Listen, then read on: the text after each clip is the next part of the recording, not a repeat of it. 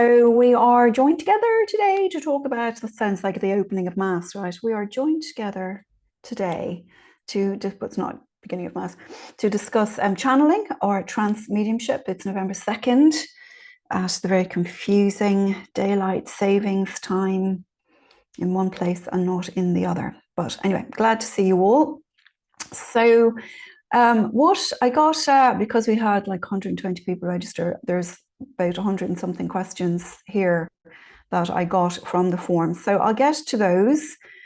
I'm not going to answer them all, obviously, but I've kind of grouped them together so that we'll sort of address the sort of general issues rather than individual one at a time.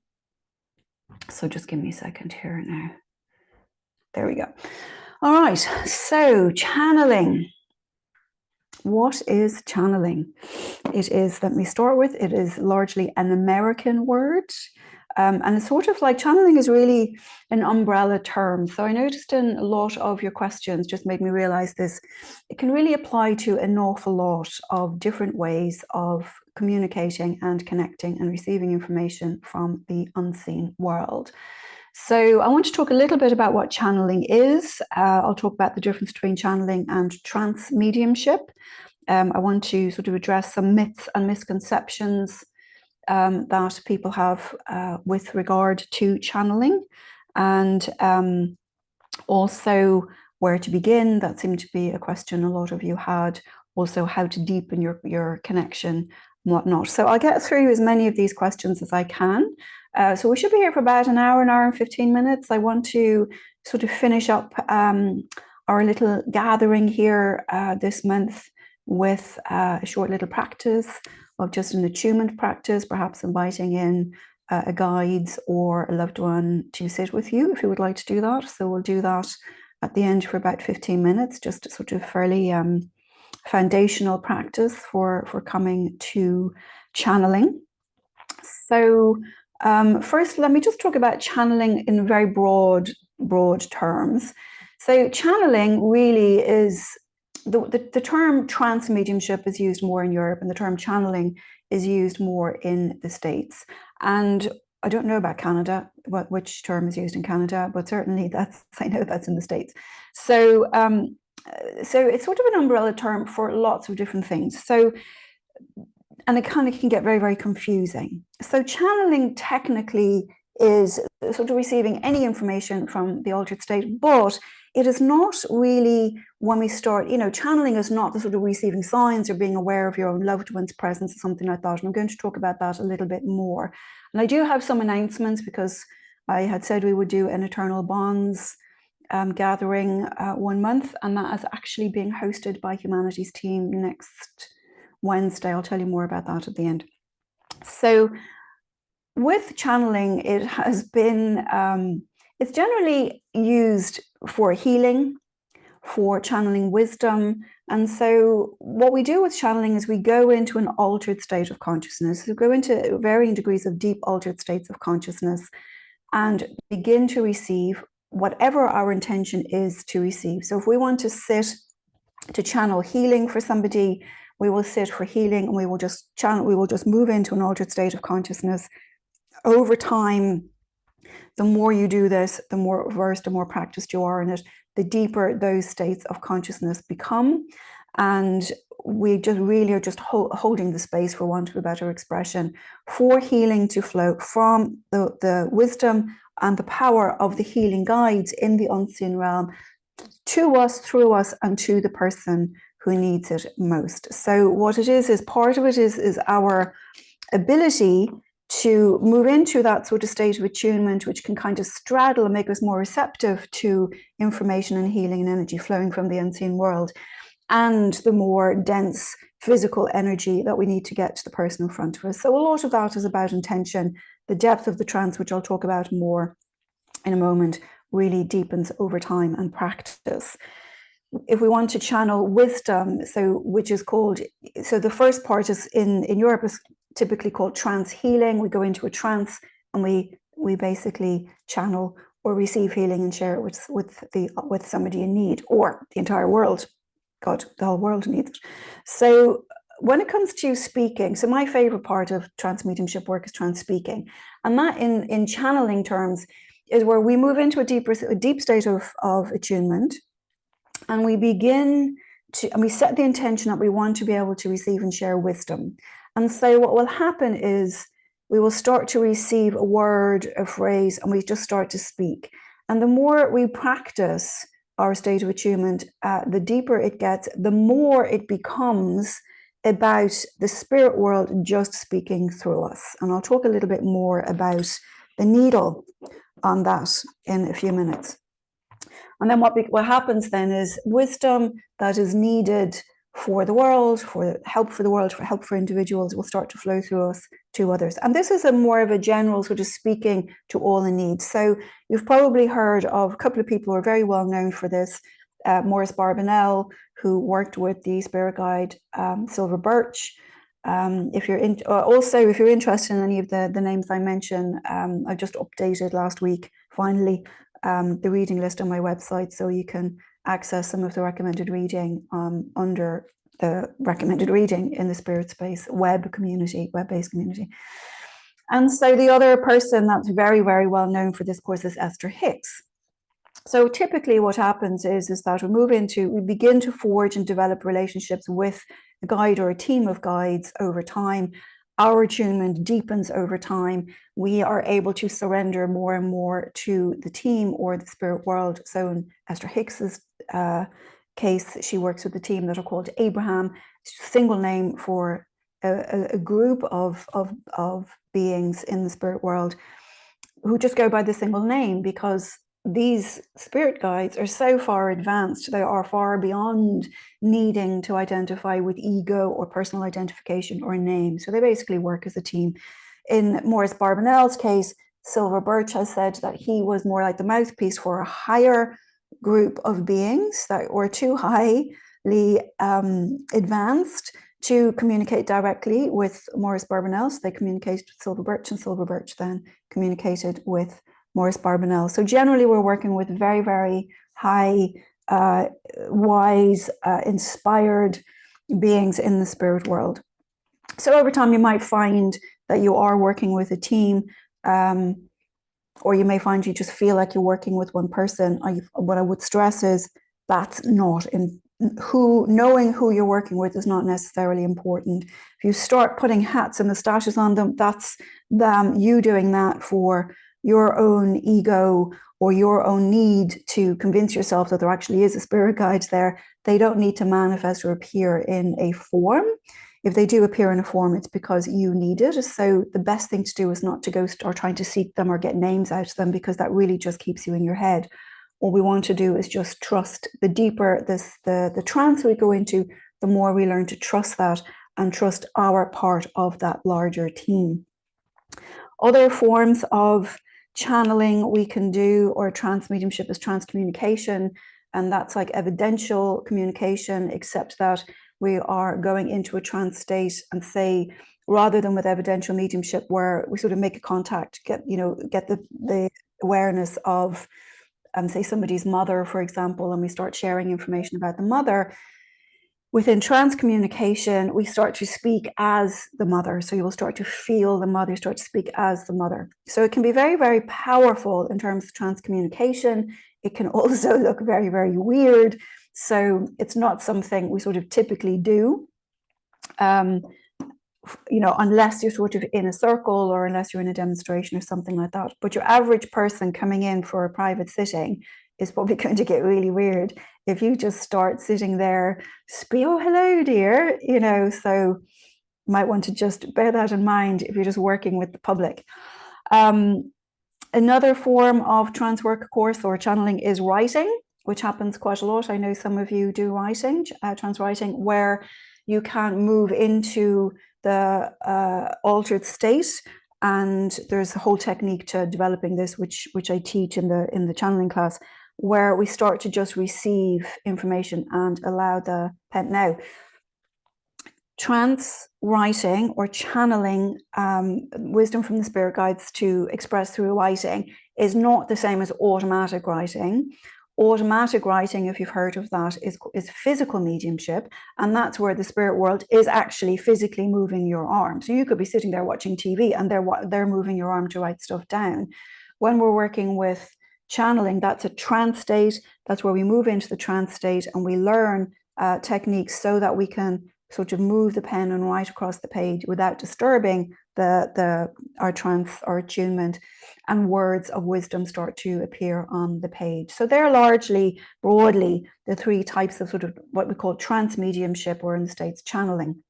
The thing about channeling, which is why I personally prefer the term trance states, is more specific, or trance mediumship, it's more specific because we know exactly what we're doing.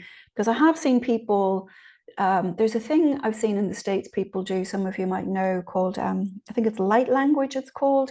And it's where people just get up, sort of go into these states and just start talking and babbling, and half the time it's not English, and it apparently is light language and whatever.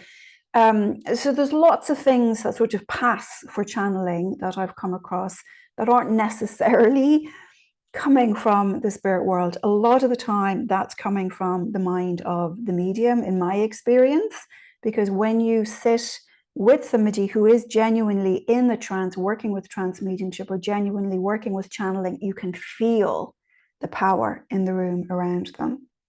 It becomes very, very strong. You can feel it build behind them. So if you're sensitive at all, you'll actually start to feel that. It becomes very, very strong. You can almost feel the edge of it as it starts to expand.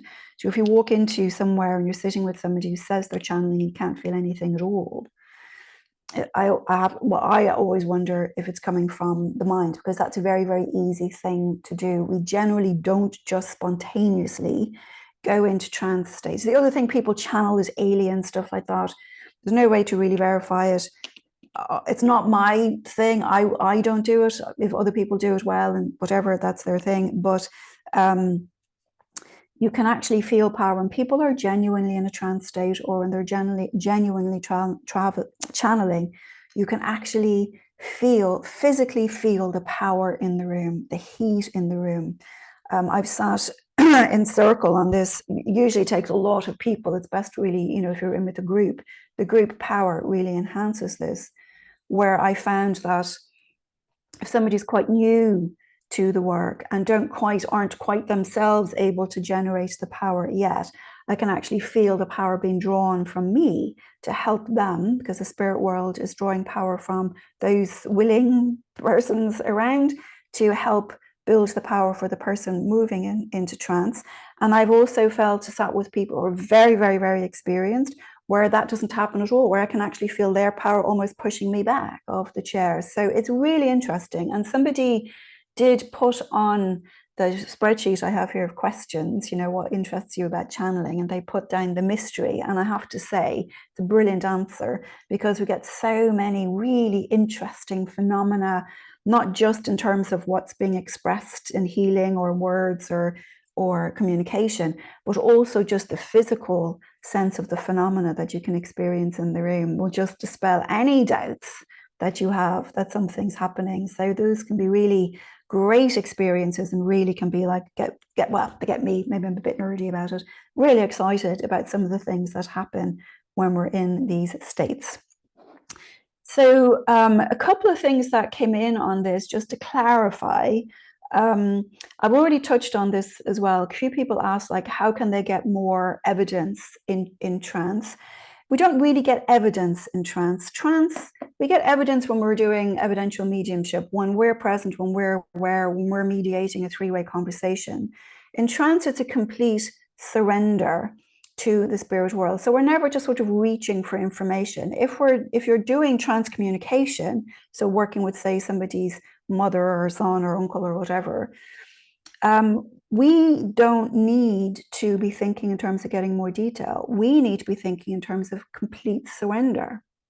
And then they decide what to share. So that's a bit of a difference. I hope that's clear for everybody, between the more mental evidential mediumship, where we're fully awake and present and mediating a conversation, and when we're receiving information in the trance state, which has got nothing to do with us. Our sole job in the trance state is to work on our level of attunement, work on our level of surrender, and let the spirit world do whatever it is they need to do, or say whatever it is they need to say. So I hope that's clear for everybody. And another question that came up quite a lot was, how can I connect with my own loved ones? So what I will say to that is, we don't use trance to connect to our own loved ones. And I actually have, and anybody who's interested in this, I would say come along to the humanities team talk I'm going to be giving. So I'm going to, because the eternal bonds, creating eternal bonds, forging relationships with our own loved ones in the spirit world, is a different sort of dynamic. It's a different technique to trance. So I'm not going to talk about it in this, because I will be talking about it. Let me see if I can show you this. I'll put the link in here. Somebody remind me if I forget. So here we're doing a humanities team program on the 6th. We're going to be doing I think an hour and 15-minute talk, and that will actually really just be focusing on the developing, how to develop your communication and your relationship with your loved ones in the spirit world. And if anyone else is interested, I also have an online course on eternal bonds, and that's just geared towards working with your own loved ones, which is very different from working with evidential mediumship. And like I said, I'll talk more about that in the Eternal Bonds course on Wednesday. But basically, when we're working with our own loved ones, we're basically working with our own sensitivity, our own receptivity to recognizing them, recognizing their mark and their signs, recognizing the subtle and very nuanced presence of our loved one around us, which can happen when you're washing the dishes, driving the car, that can happen anytime. So that doesn't happen in a trance state. Certainly, if we work on attunement practices or we work on meditation, it makes it much easier to sense our loved ones around, but it's not actually a trance practice. So I would say pop along to my website, check out the Eternal Bonds Masterclass. There's info there. You can read about it, learn a little bit more about that. Pop along on Wednesday if you want. We'll be talking about that more specifically, but that's what I'll do here, because that's not trance work. I don't want to spend too long talking about that today. A couple of other things that I just wanted to address is myths and misconceptions. I've heard this from people. So, oh my God, what do I surrender to the spirit world and a demon takes possession of me, So I have never in my entire life heard of a demon taking possession of anyone. I was actually talking to somebody who does this for the psychic detectives, and goes into cold case crime scenes. And actually, I thought, what happens if you go in and the demon gets us? And I was like, they thought The Exorcist was actually a real story. They thought that the movie The Exorcist was based on a real book, which it wasn't. It was a tiny little paragraph in a newspaper once upon a time that was never verified, but it has sort of brought itself into our contemporary lore. There was no such thing as that happening. First of all, we're working with a team. Second of all, you're setting an intention to be of service in one way, shape, or form, whether it's sharing healing or it's sharing wisdom. And we are working with a very highly evolved, highly advanced team of beings. So that just is not going to happen. There are other myths and misconceptions that, we just one day wake up and we just start talking, and we're like Esther Hicks, and then we start talking and it just, all this amazing, unified field theory falls out of our mouth, and we wake up half an hour later and don't even realize what's happened. That's another myth about channeling, right? What happens with channeling realistically, occasionally, very, very, very rarely, maybe once a century, something like that would happen. Generally, what happens is as we become more healed, more awakened, more open within ourselves, more knowledgeable within ourselves, as we do the attunement practices. And there are actually, in the Spirit Space community on my website, for those of you who haven't checked it out, there are a couple of short attunement practices you can start with called Sitting in the Power, which was actually channeled by my first mentor, the late Glyn Edwards. These practices help you move into these altered states to be receptive and aware of your team. And so what happens when we start working first, it's almost like, the dial of the speedometer on your car. When we start off first, it's going to be maybe 5% of what we get or what we share, or we channel comes from the spirit world, and 95% of it comes from us, which can be fine because we can come up, because you have to remember also we have an incarnate spirit that is filled with wisdom also as part of the infinite wisdom. So that generally is called inspirational speaking. It's coming from the spirit within. So what'll happen is we'll start off and we move into a state of attunement, and we may get a word and we feel inspired to speak. And the spirit world is working with you in the form of inspiring you rather than actually speaking through you, right? And that can be a beautiful, beautiful thing. And over time, and the more you do these practices over the years, and I say years, it's not going to happen in a week or a month or by Christmas. As we move through, what'll start out, and that needle, like the speedometer, will start moving, and it'll be 10% the spirit world, 90% us, gradually, until it becomes 95% the spirit world and 5% us. And that gradually happens over time as we do the practices and do the work and develop the ability to still the mind and build the power and surrender. It's like working a muscle. The more we do it over time, the more we are able to receive, the more we are able to facilitate, hold more space, hold more power for the spirit world to work through us. So we have to start at the 5%, which, like I say, when you've got that, intention to be of service, I've seen some of the most inspirational work come out of those early stages, and in writing as well. When I used to teach soul writing, and people write just a little poem from the normal waking mind, move into an altered state, work in the altered state, and the difference between the writing and the sentiment and the emotion of what is shared is night and day. So beautiful stuff can come out of the inspired state. So don't feel like I've got to sort of feel like I've fallen asleep and wake up and go, oh, what massively brilliant and insightful stuff have I just shared with the world? It's not realistic to expect that out the gate, right? And I think I've told some of you the story before. Often what can happen, and I say if you want to do some of these practices by yourself time, is sit up somewhere where you're supported, because when you lie down, you'll fall asleep. And then I can't tell you the amount of times people have fallen asleep and then come back afterwards. Oh my God, I was just out. I was just there. And they're actually snoring. That is the truth. It's the truth. And so just bear that in mind. So I would just say sit up and start to develop this in a comfortable sitting state, so you can release body tension, but you are awake and alert, so that you actually know when you are moving into the trance states and not just passing out, falling asleep.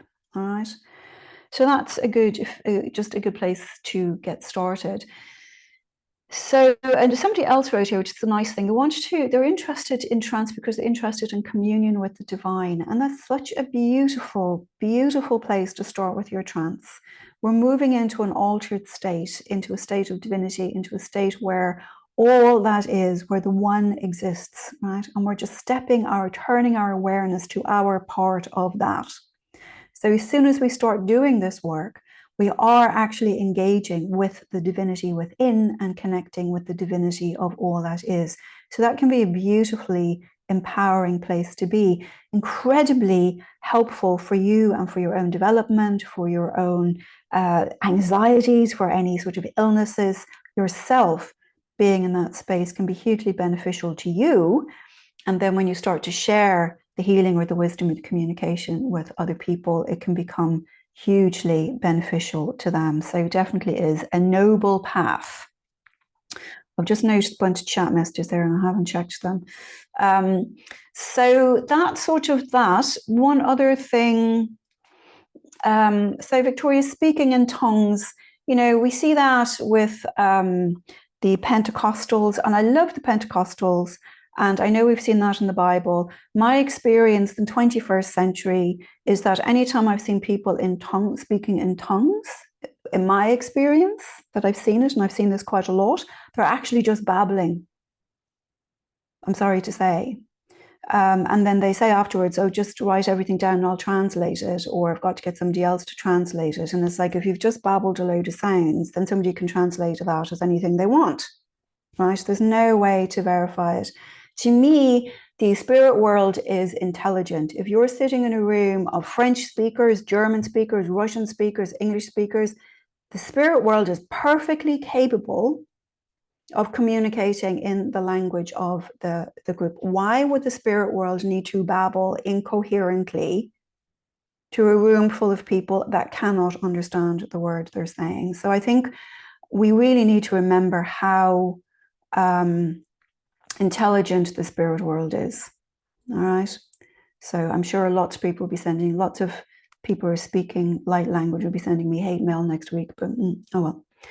So I'm just going to scan this to see if there's any questions, and then we'll open it up a little bit. So a lot of questions came up about where do I get started and how do I do it? And so what I would say is go into the web space spirit. I have a spirit space Facebook group, but I also have a web-based community that you can log into and set up an account for free on my website. So a lot of you are probably in that. Start with the sitting in the power attunement practices. We really want to sit. The best thing to do is to develop first a meditation practice, which is just for yourself to help still your own mind. And then also do an attunement practices where we actually start consciously, and I have recorded some guided practice for this on my website, where you can move yourself into a state of attunement and connection, both with the inner spirit and the spirit of the one, spirit of the divine. And I think they're only 15 minutes. Over time, you'll find you can sit for an hour, you can sit for more. That's where we really want to start. All of this work starts with our level of attunement, right? So that's the best thing to do, start there. Then I think that once we start doing there, the easiest thing to do after that, and isn't Joanne, are you here somewhere? Nice. Yes, you're there.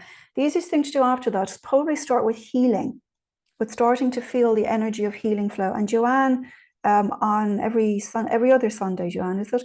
Joanne sits one Sunday with regular spiritual healing, and once this is with my recordings, right?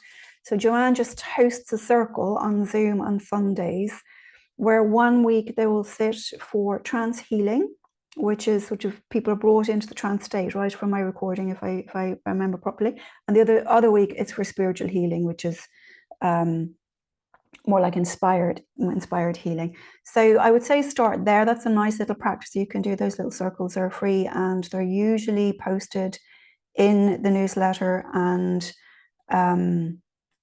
in the Spirit Space Facebook group. So you can find Joanne's link there for those. So I do encourage, it's a nice place to start. So with the attunement and with the healing, that's really, really a nice place to start, because with the healing, the mind has less chance of interfering, because all the mind ever wants to do is interfere, right? It doesn't like going into these states. It's not normal waking awareness. So the mind is going, oh, we need to be doing. Mind always wants to be doing. It's part of the ego's sort of, mechanism. It doesn't want you to go into places it doesn't understand, altered states it doesn't understand. It wants you to be shouting at the neighbors and washing dishes and doing whatever it is you do in a day, right? And so the mind is always going to try to get in there and be helpful, or the mind will start thinking, oh, she's meditating, I'm going to be helpful, and next thing you know, you've got monkey mind. The mind is never helpful in this work. So when we're doing healing, it's easier for the mind to be still, because when you're doing speaking, it's more challenging, because the mind will go, oh, here, I'll give her a good word to say, and it's never helpful, So the healing is a nice place to start. And then as you start developing more confidence, you can, over time, start to branch out into the speaking and writing and other forms of trance mediumship or channeling. All right. So you just do that. I would try to sit, if you can, 15 minutes meditation. Start with 15 minutes meditation, 15 minutes at some other point in the day of attunement, or if you can do them both together, do them both together. But do the meditation first and then the attunement. And then, because meditation is just about stilling the mind, and attunement is about building the power and connection, right? So the different things. And then do that consistently if you can every day. Or as often as you possibly can, and then start sitting in a healing circle like Joanne's trance healing circle, our trance healing circle, and it'll start to help you build the power like that. Nella's asking, how do we stay consistent? You just have to choose to. You just have to decide to do it. There's no bolt from heaven coming down to sort of put you on your cushion. You're just going to have to say, I'm making a commitment, and just to be consistent. And if consistent is 3 times a week, just do it consistently 3 times a week. But at some point, you just have to decide. Mantras, sutras in meditation is fine, Tricia. Mantras and sutras is fine in meditation if it helps you still the mind. At some point, though, I would just move beyond the mantra into mindfulness, into stillness. And when you're doing attunement practices, not at all. No mantras attunement, because at all in attunement practices we're in a different space there. So I hope that answers that question. Let me see. I haven't got my glass on. I can't even read all these notes. So let me see if there's anything here I haven't covered. So a lot of it is connecting. So, this question comes up a lot. How do I know if it's me or if it's them? Right. The $1 million question in all forms of mediumship. How do I know if it's me or if it's them? It's very simple. The more you begin to recognize your own energy, your own attuned state, you know that if you're in an attuned state, if you are attuned, if you're in the power, everything that comes is coming from them. And if you're not, it's all coming from you. Right? Simple. Right? The only difficult thing there is that you just have to sit and begin to recognize when you feel attuned and when you don't. And we do dip in and out, that happens. But it's really the more you work on your attunement practices, the more sensitive you become to what that attunement feels like for you. So that you know if you're there or you know if you're not. And if you're not, it's coming from the mind. And if you are, it's coming from the spirit. All right. So that's a question that came up quite a few times. How to connect to guidance to live to my highest potential. So the guidance for living to your own potential generally, sorry, I just got distracted there by a question.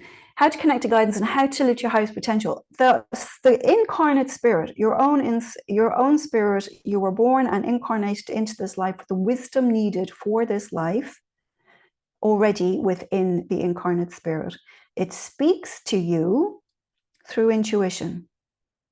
Do any of you ever go, get a feeling, I'll do that? And then you go, that doesn't make sense. And you go off and do something else. What you've just done is ignored the wisdom of the incarnate spirit, where all answers that you need for this trip around the sun lie.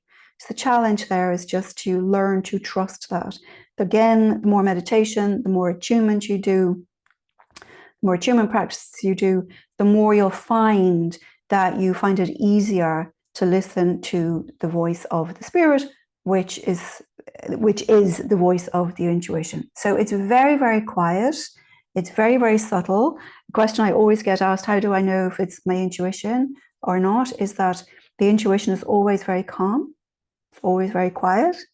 If you feel compelled to do something, you think that's the intuition. If there's any fear in it or an anxiety in it, that's your anxiety. Intuition is a very, very gentle, quiet voice, which is why you need to do attunement and meditation practices so that you can go immediately, that's intuition or that's anxiety. Right? Do you understand it? Do you all have experience that? You go, I'm going to do this. No, that doesn't make sense. I'm going to go over here. And what happened there is anxiety is gone. I'm going to take this job. No, I'm going to take that job. And then anxiety has made you go take a job because it's got more money or more vacation time or whatever, but wasn't necessarily what the incarnate spirit wanted you to do. And so the more we do these practices, the more attuned we also become to the incarnate spirit, our own incarnate spirit.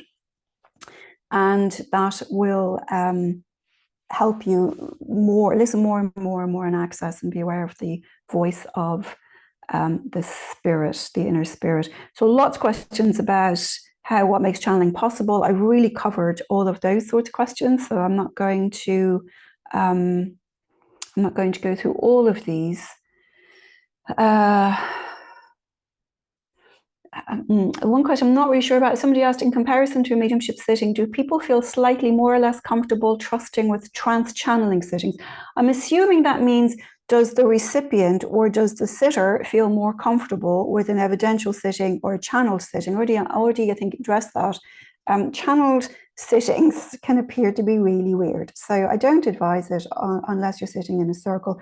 Sometimes you do end up speaking from the I feel this, I feel that. But generally, I wouldn't say launch into that, because it can be very off-putting, especially for people who are sort of new to sittings, new to coming to mediumship, private mediumship sittings. So I hope that makes sense to you all. Let me see if there's anything else here that's come up that I didn't. Other questions about memory recall after trance. Like I said at the beginning, you're going to remember 95% of it, because 95% will be for you, and that needle will change over time as you do more and more of this, and it becomes 95% spirit world. I know when I've done trance, often the whole thing of going into a state of oblivion is really, I really don't believe it's happened. I think what really happens is, what at least happens with me, is I'll become aware of that I'm back there at the back of the room somewhere, and somebody down the front of the room is talking. Do you know, that's the way it feels. So I'm kind of aware there's something going on down there.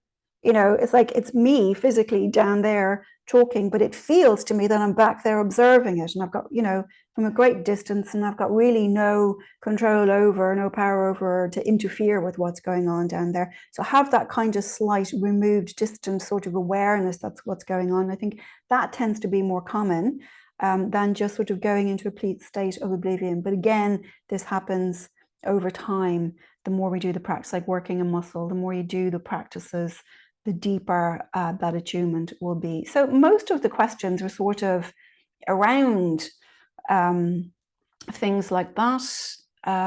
Somebody asked about the benefits of it. So the benefit to you is going to be, like I said, greater sense of intuition, greater sense of peace, greater sense of mindfulness, probably greater creativity, usually, especially if you're using it in writing. Often you can find yourself, as I said, and I've done this in practice, people who write in the attuned state have written the most beautiful poetry, and even poetry and prose, than just in the normal waking state. And then the other thing that can happen with channeling, because you're sitting in the power, and because you're doing so much meditation, because you're sitting for healing, it can just make a shift within you, within your own sense of serenity, compassion, kindness. And then you just sort of start to emanate that. And as you move towards around the world, that's your presence. And that presence actually starts to affect other people. Have you ever walked into a room where somebody is very peaceful, and if you ever sat in front of a Buddhist monk, it's like, oh, so lovely. And then you talk to your neighbor next door who's like raging maniac. You can feel the energy, right? So whatever energy you're emanating, it affects other people. So when you start emanating this presence and this compassion and this depth of connection, this divinity that you can acquire or that you can access through channeling, that in turn also, and it makes your life easier, also makes everybody else's life easier around you as well, and you can sort of influence them in that way. So I think that's sort of more or less from the questions that were sent in at the beginning.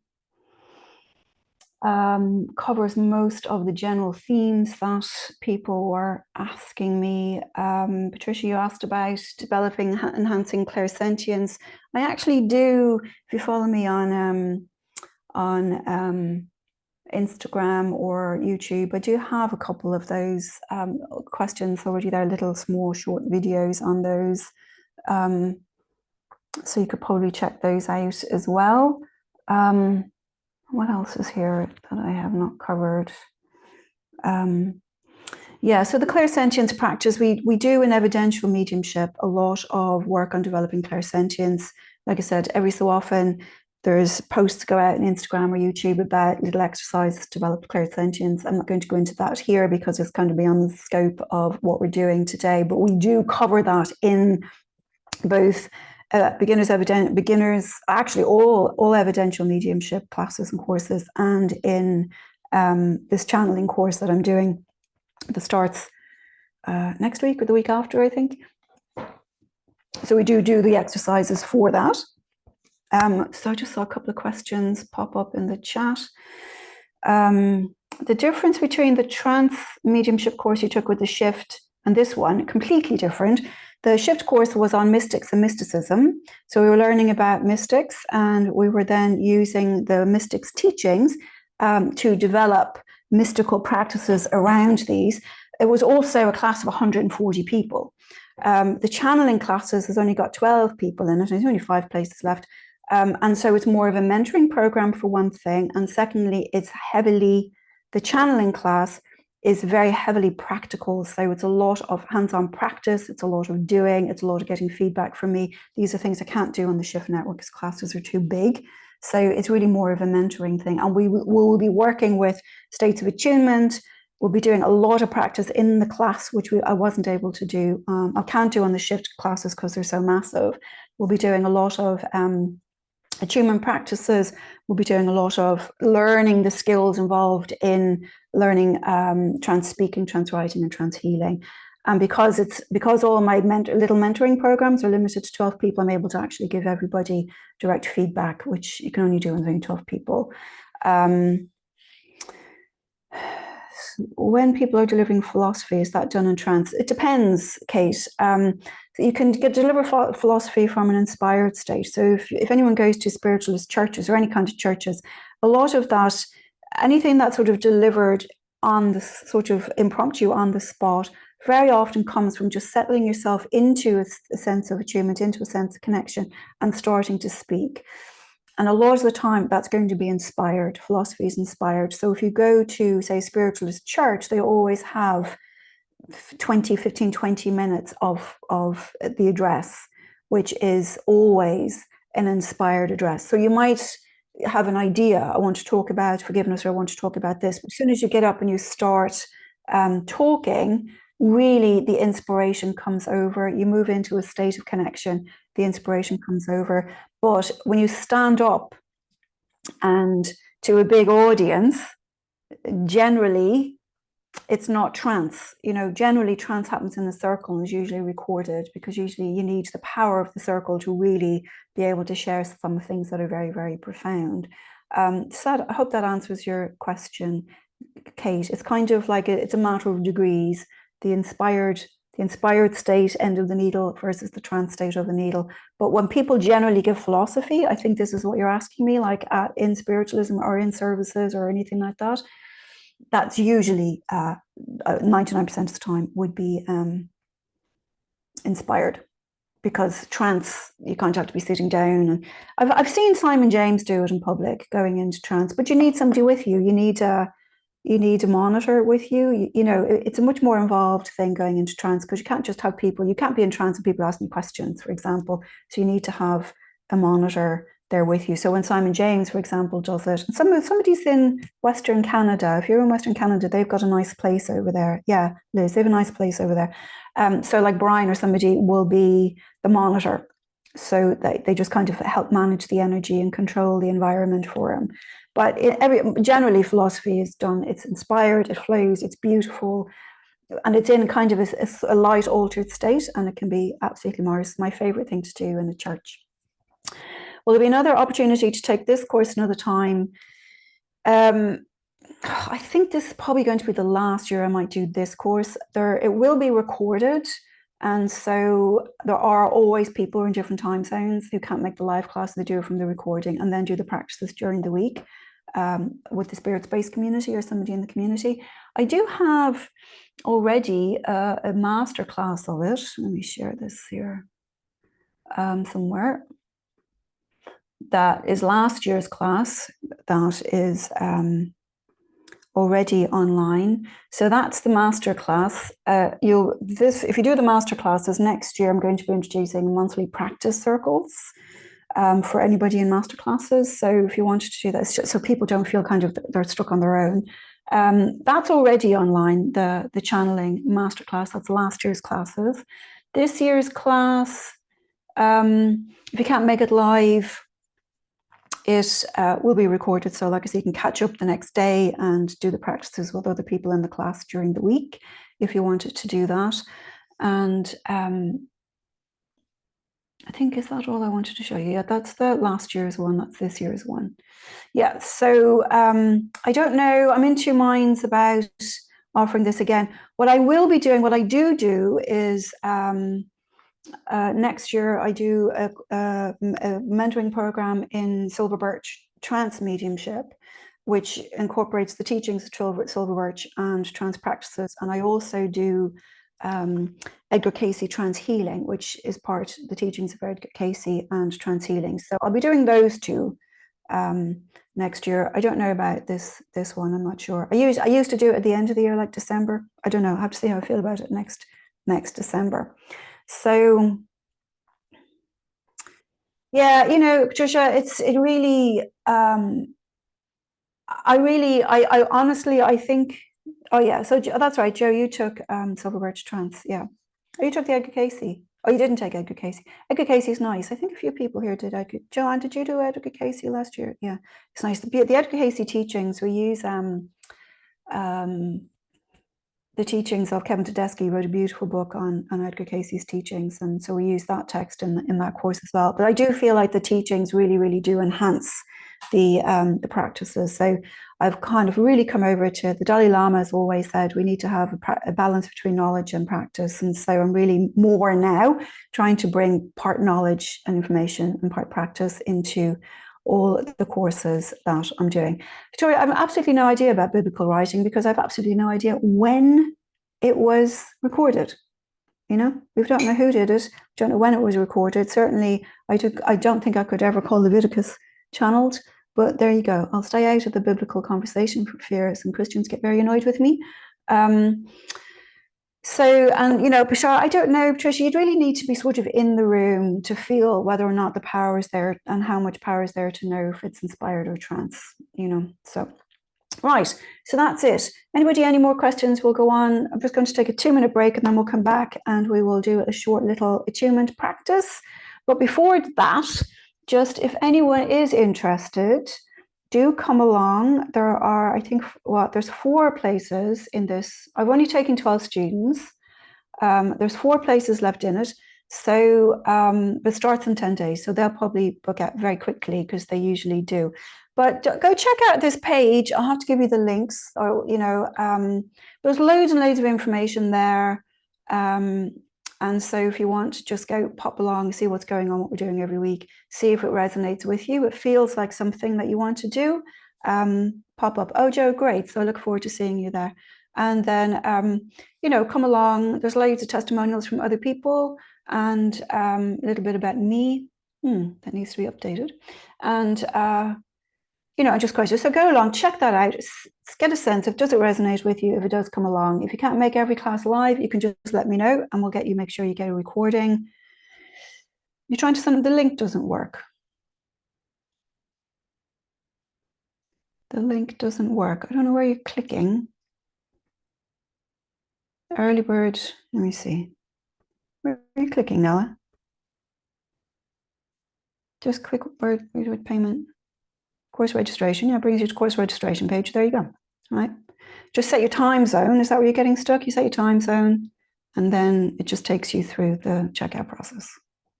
Okay, where's Nella? You try that again, Alex. The links definitely work because otherwise nobody would have been able. I've got 8 people signed up for it already. So will you check that? Let me know, Nella, if that's working for you. Here's the, yeah, hang on. Links. There is, let me put this in the thing. There's a link to the course. Just click through there, go down to the end, you'll see early bird payment. Oh yeah, that's the other thing. It's $275 until tomorrow evening, and after that goes up to its regular $30. So if you want to do it, sign up before tomorrow evening because you get $25 off. And then the other link for Humanities Team, for anybody who wants that, if you want to come on Thursday, is there. All right. Good. You all right, Nella? There you go. Back out of this. All right, so let's just take 2 minutes. If you want to just stretch. So Patricia, is Eternal Bonds on Demand on Humanity Stream the same course? It is the same course. The only difference is, for me, when you do it with my, you can come to the monthly circles next year. And you're part of it, and the Facebook group and everything else. But the content of the course itself is the same, yeah. but you're probably better off doing it with me, she says, just because then you become part of my community and the like I said, the monthly practice circles. But it's entirely up to you. I'm not sure how Humanity Stream works. I think you get a registration and you can do any course. I'm not sure. You want to check that out because that might be an advantage to doing it there as well. All right. So I'll see you back here 2 minutes, everyone. Yep. Okay.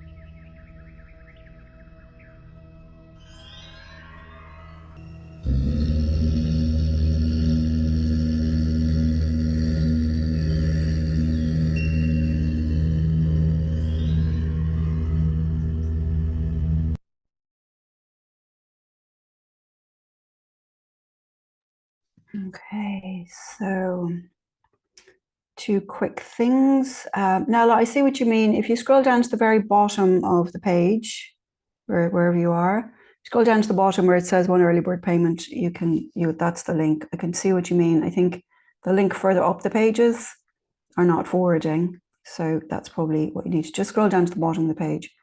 And I'll send an email over to them to fix that. And just an FYF, we're doing 3 places left now. All right. So if you want to do it, have a think. Oh, you did it. Brilliant. All right. Lovely. We'll have them fix those other links later. I'll send an email. Right. So And then Patricia just pointed out, yeah, it's subscription. So if you want to do the Eternal Bonds course with Humanity Stream, you can get a monthly subscription, and you can do that course in whatever course you want. So you can check that out and see if that option interests you as well. All right. So everybody settled? Oh, sorry, I didn't mean to do that. Everybody settled now, and we're just going to do a short, very short little attunement practice for about 10 minutes or so. And you'll be going out into, you'll be just drifting and swanning your way around the rest of your day after this. Your kids will be wondering what happened to you. So we're just going to get settled. I would say everyone just get settled in your chair. Make sure that where you're sitting is supporting you, but that you're not lying down, because then you may have a quick cat nap instead of an attunement practice. So just get yourself settled and just take a breath and just get yourself relaxed. Just do a little body scan. I won't waste a lot of time. You can just scan and see where you're holding tension and where you find it, just to take a breath into that place. Where's my music? Take a breath into that place and breathe it out. Breathe in, soothing. Breathe out, restoration.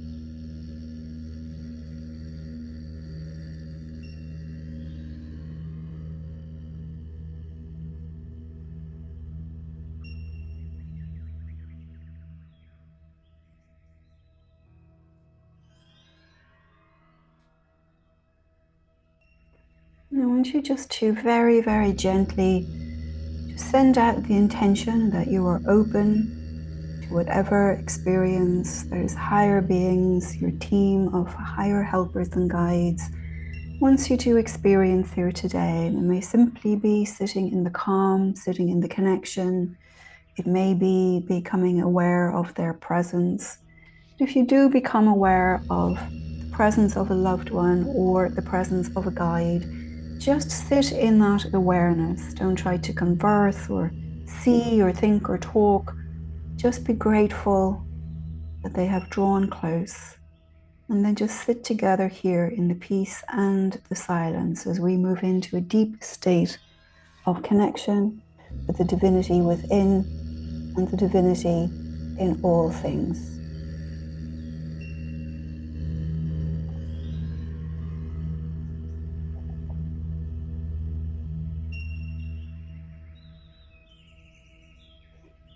And just deepening the breath.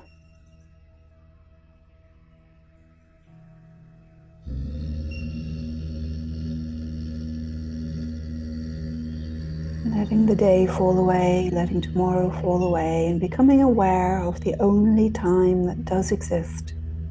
And that time is this moment. This moment.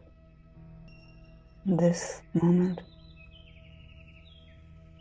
As we begin our journey, we begin to move inward.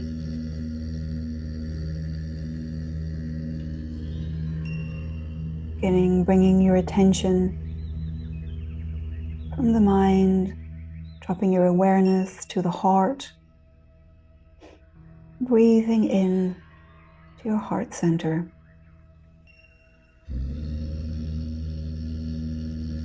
Bringing your awareness down to the heart, out of the mind, into the heart.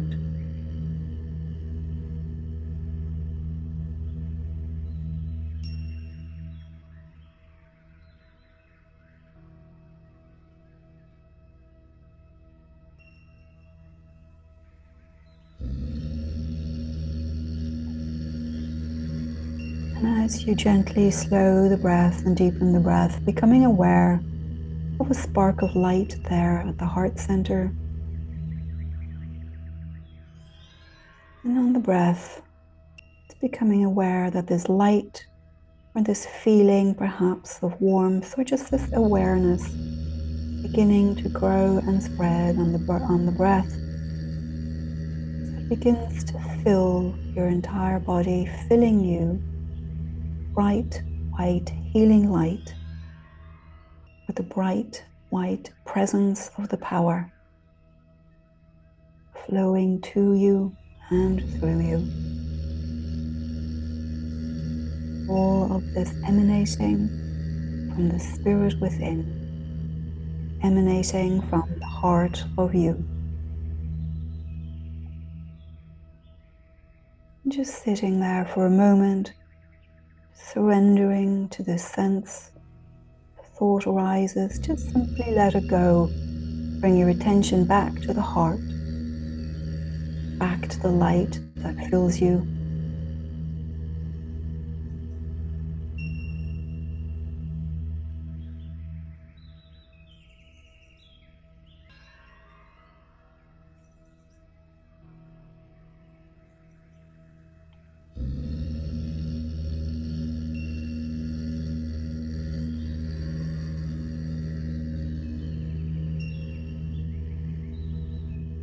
And as this light continues to grow, the light of your spirit begins to spread out beyond your physical form, allowing the illusion of your physical form to dissolve within the light of the divine and the power of the divine. It stretches out beyond you as far as you can see or feel.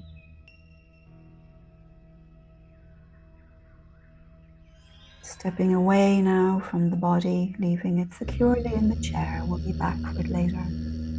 Stepping out and moving through this light, moving through this power, floating upwards and beyond even the room, the building, the city in which you sit, allowing everything dissolve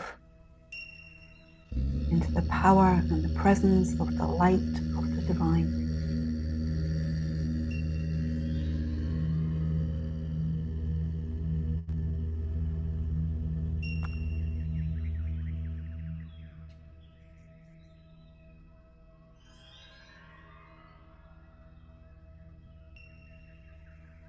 Flowing and floating through the expansive, infinite power of all that is, the light and the presence that fills this dimension, all dimensions, backwards and forwards through all time.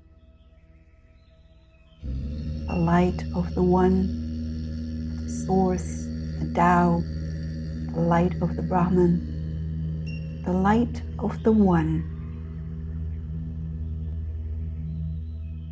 blending into this light, the light of your spirit with the light of all that is.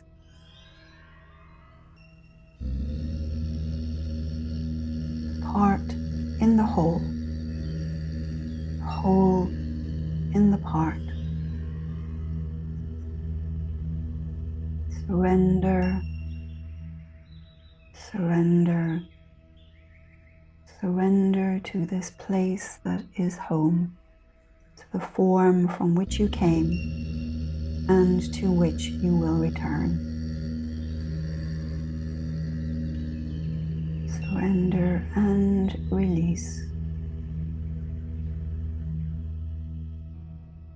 Just aware now of the subtle sensations, the feeling you have of being here, free, infinite, timeless, and home. One in the power and one in the spirit.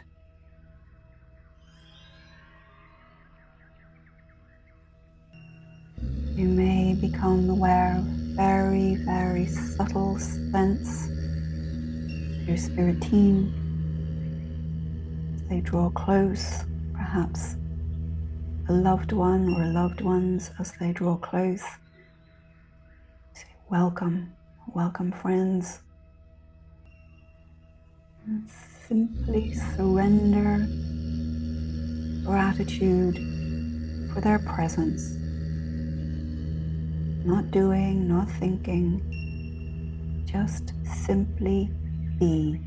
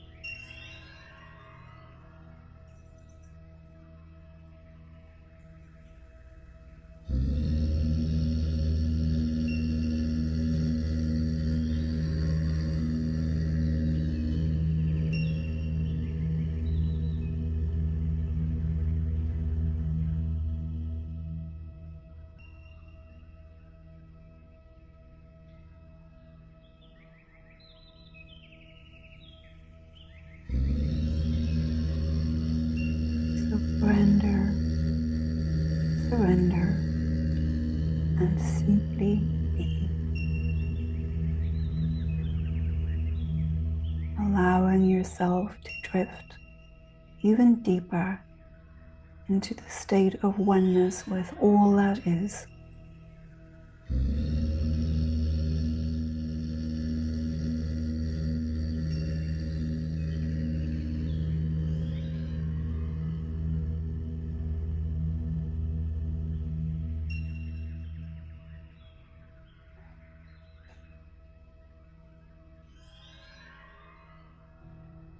And now, in gratitude for the team that has surrounded you, whether you were aware of their presence or sensed their presence or not, knowing that they were there, that over time you will sense them more strongly.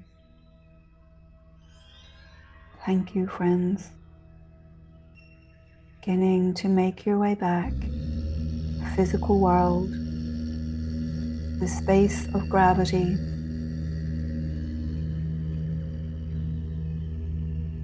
starting to move back as you begin to see the physical world begin to reform, stepping back from the space towards your chair, sitting into the body, beginning to stretch out energetically into your fingers and toes, taking a deep breath in and exhaling and beginning to make small moves, readjusting to your temporary physical form where the air and the earth, to the weight of gravity, your weight on the world. And with another deep breath and exhalation, you can open your eyes.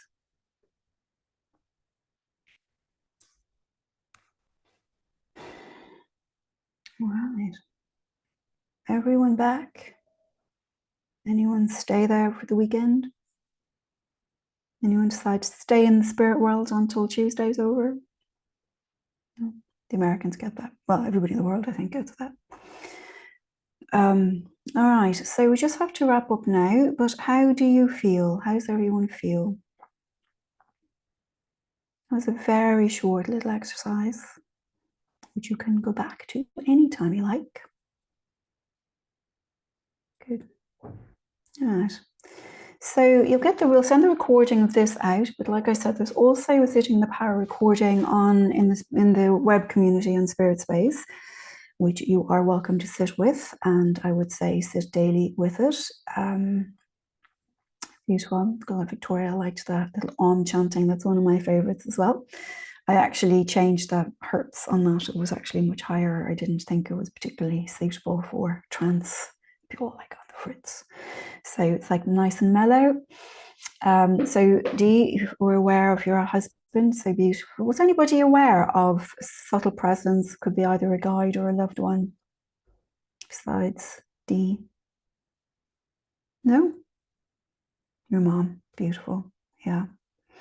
So the thing, the more you do this, the web community is the Spirit Space community. The Spirit Space Facebook group is just a part of the Spirit Space community. So if you join the Spirit Space community on my website, which I'll get you, if you just go to my website, KarenFrancisMcCarthy.com, you'll see it in the menu Spirit Space. You can just join that web community, and it has a link to the Spirit Space group in it. But the Spirit Space group is just the interactive element of that community, but all the resources you'll access on the website, if that makes sense. Right, so that's it, folks. I have to say goodbye to you all. Just an FYI, only 2 places left in the course if you want to start it now next week. So if you do, check it out, come along. Love to see you there. We'll have some really interesting experiences. And hopefully I'll see some of you also on Wednesday for Humanities Team Chat on Eternal Bonds. No idea what that's. It's hosted by somebody else. We don't know what it's going to be like, but that's the gist. Eternal Bonds. So hopefully I'll see you there. All right, everybody. So if you're coming to channeling, I will see you next week, or I will see you on Wednesday. And if not, I will see you in December. I think Our December gathering is, we'll send out a notice about it. It's our annual holiday. So we do a little holiday gathering for the holidays, so people can share something, anything inspiring, piece of poetry, piece of writing, a little story, whatever, and we'll do little practices. So it's a really nice little annual spirit-based holiday. So hopefully I will see some of you there as well. All right, beautiful. Take care, everyone. Bye-bye.